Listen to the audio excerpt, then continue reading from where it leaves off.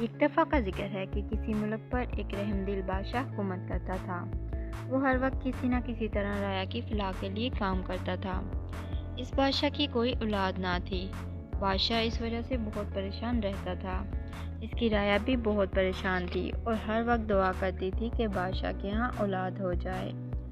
ایک دن بادشاہ کے محل کے پاس سے ایک فقیر گزرا۔ اس نے صدا لگائی کہ اللہ کے نام پر ایک روٹی دے دو۔ بادشاہ نے اسی وقت اپنے خادم سے کہا کہ فوراً اس کو کھانا دے آؤ۔ خادم جلدی سے گیا اور اس کو کھانا دے آیا۔ فقیر نے بادشاہ کو بہت سی دعائیں دی اور چلا گیا۔ تھوڑے دنوں کے بعد بادشاہ اپنے دربار میں بیٹھا ہوا تھا کہ اتنے میں ہی وہی فقیر آ گیا اور بادشاہ سے کہا کہ آپ اجازت دیں تو میں ایک بات کہوں۔ بادشاہ نے کہا کہ آپ نے جو بات بھی کرنی ہے وہ ضرور کریں۔ فقیر نے کہا کہ آپ اپنے تخت سے اٹھیے اور نیچے آ جائیں۔ بادشاہ فوراً نیچے آ گیا۔ پورا دربار کھڑا ہو گیا اور حیرانی سے ایک دوسرے کو دیکھنے لگا۔ فقیر نے بادشاہ سے کہا کہ اپنے تخت پہ جا کر بیٹھ جائیں اور بادشاہ اپنے تخت پر بیٹھ گیا اور فقیر یہ کہہ کر غائب ہو گیا کہ میں پھر آؤں گا۔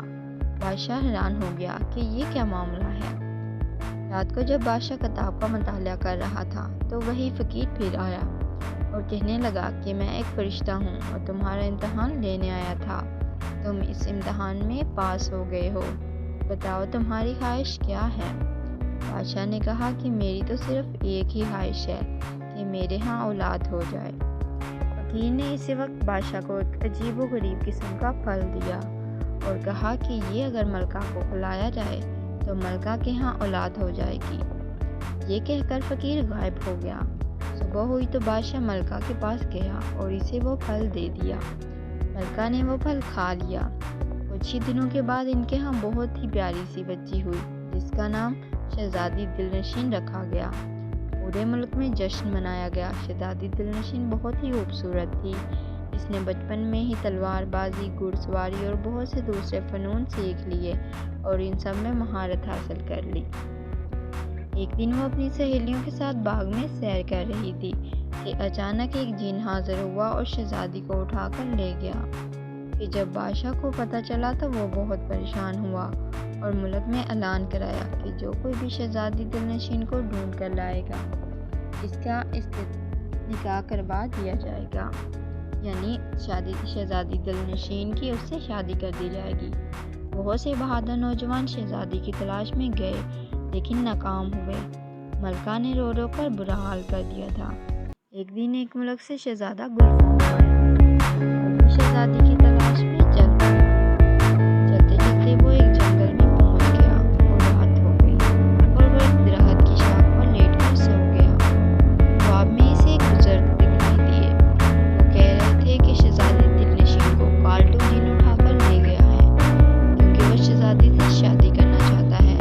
وہ بہت طاقتور جن ہے، اس لیے میں تمہیں ایک انگوٹھی، تلوار اور اڑنے والا قلین دیتا ہوں۔ جب تم انگوٹھی پہنو گے تو وہ تمہیں نہیں دیکھ سکے گا اور تلوار کے ایک ہی وار سے جن ہلاک ہو جائے گا اور یہ قالین تمہیں جن تک پہنچا دے گا۔ جلدی کرو بیٹا، دیر نہ کرو نہیں تو اسے پتہ چل جائے گا، جلدی کرو۔ یہ کہہ کر بزرگ چلے گئے اور شہزادے گلفام کی آنکھ کھل گئی۔ وہ یہ دیکھ کر حیران رہ گیا کہ اس کے پاس بزرگ کی دی ہوئی تینوں چیزیں موجود تھیں۔ صبح ہو گئی تھی، اس لیے شہزادہ گلفام نے قریبی چشمے سے منہ ہاتھ دھویا اور نماز پڑھ کر اڑنے والے قالین پر بیٹھ گیا اور قالین اڑنے لگا۔ 5 منٹ کے بعد شہزادے نے محسوس کیا کہ قالین جن کے محل میں پہنچ گیا ہے، اس لیے شہزادے نے جلدی سے انگوٹھی پہن لی اور اندر داخل ہو گیا۔ جب وہ اندر داخل ہوا تو ایک بڑے کمرے میں گیا اور وہاں اس نے دیکھا کہ شہزادی ایک پلنگ پر سوئی ہوئی ہے۔ شہزادے کی آہٹ سے شہزادی جاگ گئی اور کہنے لگی، شہزادے تم یہاں سے چلے جاؤ، خدا کے لیے تم یہاں سے چلے جاؤ نہیں تو جن تمہیں مار دے گا۔ شہزادے نے کہا کہ شہزادی تم گھبراؤ نہیں کیونکہ میں نے ایک ایسی انگوٹھی پہنی ہوئی ہے جس سے مجھے جن نہیں دیکھ سکتا۔ پھر شہزادی نے کہا کہ میرے پاس ایک ترکیب ہے کہ میں کس طرح جن سے پوچھ لوں کہ تمہاری جان کس چیز میں ہے۔ ابھی شہزادی نے یہ بات کہی ہی تھی کہ ایک دم جن کمرے میں آدمبو کہتا ہوا داخل ہوا۔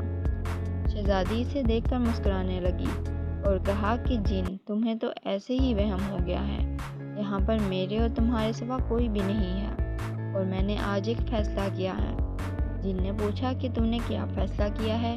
शहजादी ने कहा, मैंने तुमसे शादी करने का फैसला कर लिया है। जिन एकदम बहुत खुश हो गया। शहजादी ने कहा कि तुम मुझे ये बताओ कि तुम्हारी जान किस चीज़ में है? जिन ने कहा, क्यों, तुम ये क्यों पूछ रही हो? शहजादी ने कहा, मैं इसलिए पूछ रही हूँ ताकि कोई तुम्हें ख़त्म ना कर दे। जिन ने ये सुनकर एक ज़ोरदार कहका लगाया और कहा कि मेरी जान को ख़त्म करना इतना आसान नहीं, क्योंकि मेरी जान एक हार में है जो इस दरख्त की सबसे ऊपर वाली टहनी पर लटका हुआ है और इस दरख्त की हिफाजत एक शीशनाग कर रहा है। और अगर वो हार किसी को मिल भी जाए फिर भी मैं नहीं मरूंगा, बल्कि मेरा एक हाथ और एक टांग कटेंगे। और अगर इसने, जिसके पास हार होगा, इसने दूसरी टांग पर वार किया तो मैं दोबारा ठीक हो जाऊंगा और मेरे अंदर पहले से दुगनी ताकत आ जाएगी। ये कहकर जिन चला गया। शहजादा गुलफाम भी ये सब कुछ सुन रहा था। इसने शहजादी से कहा कि तुम फिक्र ना करो, मैं जल्दी आऊँगा, तुम दुआ करना। ये शहजादा कालीन पर जा बैठा और इसे शीशनाग के पास जाने का हुक्म दिया। कालीन थोड़ी देर के बाद वहाँ पहुँच गया। इसने देखा कि एक बहुत बड़ी पहाड़ी है और पहाड़ी के सबसे ऊपर एक बहुत ही खूबसूरत दरख्त है और इसकी सबसे ऊपर वाली टहनी पर एक बहुत खूबसूरत हार लटका हुआ है जिसमें से 7 किस्म की रोशनी निकल रही है। शहजादे ने पहाड़ी पर पहला कदम रखा ही था कि एक बहुत बड़ा काला नाग इसकी तरफ बढ़ने लगा। शहजादा पहले तो डर गया, लेकिन फिर हिम्मत करके आगे बढ़ा और बेदर पे वार करके नाग को मार दिया। फिर वो आगे बढ़ा और दरख्त से वो हार ले लिया। फिर शहजादा वापस कालीन पर आ गया और इसे उड़ने का हुक्म दिया। कालीन थोड़ी देर के बाद शहजादी के पास पहुंच गया। जब वो शहजादी के पास पहुंचा तो इसी वक्त जिन भी आ गया। जिन ने जब शहजादे के हाथ में वो हार देखा तो इसकी मिन्नतें करने लगा कि खुदा के लिए ये हार छोड़ दो, लेकिन शहजादे ने उसी वक्त हार को तोड़ दिया। हार को तोड़ते ही इसने देखा कि जिन तड़प रहा है और कह रहा है कि मेरी दूसरी टांग पर भी वार करो, लेकिन शहजादे ने दूसरी टांग पर वार नहीं किया और देखते ही देखते जिन तड़प तड़प कर मर गया।